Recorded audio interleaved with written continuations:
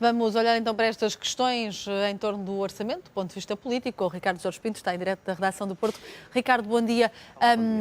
Muito do que se passa aqui já não é novidade em relação aos argumentos apresentados no debate, em relação também à perspectiva para a votação. Há esta questão destas vozes discordantes, destes possíveis votos contra do CDS na Madeira e destes 4 deputados do PSD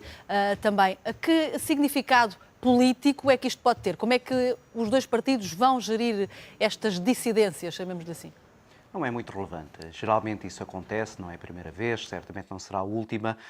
As regiões autónomas acabam por ter sempre aqui uma posição muitas vezes não alinhada com aquilo que é a orientação central dos partidos, ou porque, do ponto de vista tático, isso é conveniente até para a sua estratégia interna na Madeira e nos Açores, ou porque muitas vezes há as tais divergências na escolha de candidatos deputados e depois deputados que não estão exatamente aqueles que as direções centrais dos partidos teriam à sua volta e que depois manifestam essas mesmas discordâncias nestes momentos cruciais, como da aprovação do Orçamento de Estado. Tendo em conta que esta é uma maioria confortável do ponto de vista numérico no Parlamento, esta é uma daquelas questões que certamente não tirará sono nem a Pedro Passos Coelho, nem a Paulo Portas. Nem do ponto de vista da coesão dos partidos a nível nacional? Não, aí penso que este é um momento até particularmente feliz para Pedro Passos Coelho e para Paulo Portas, se calhar pelas piores razões, se calhar por causa da crise política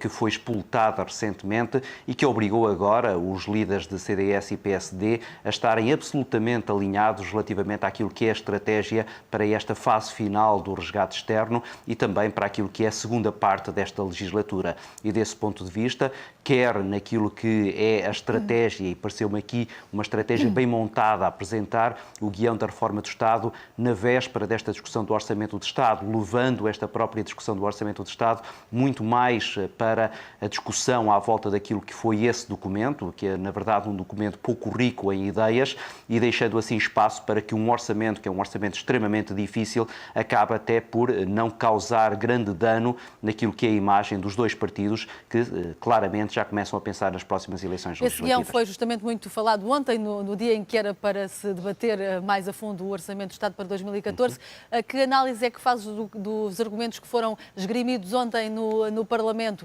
desde do lado do Governo, a apelar ao tal consenso e ao tal diálogo ao PS, e depois à resposta do PS a dizer que não passa de uma encenação? Pedro Passos Coelho teve muito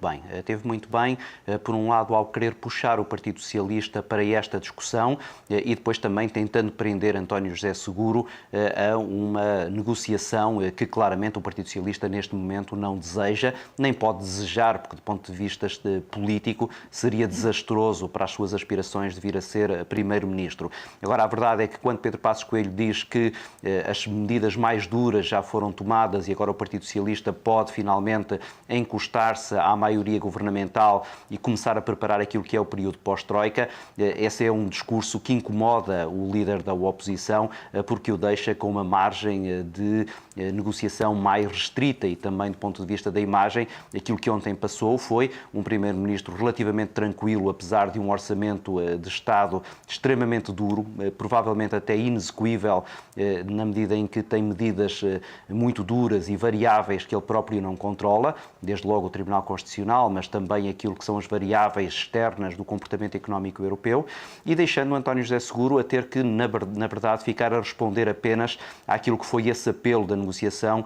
à volta da revisão constitucional e à volta deste guião para a reforma do Estado, não lhe dando assim espaço para ele, ponto a ponto, desmontar esse mesmo Orçamento de Estado e provar que os portugueses, na verdade, ao contrário do que o Primeiro-Ministro diz, ainda podem esperar um ano 2014 extremamente difícil. Obrigada, Ricardo. Fica então a análise do Ricardo Jorge Pinto a este Orçamento do Estado para 2014, que deverá ser então votado e aprovado hoje no Parlamento.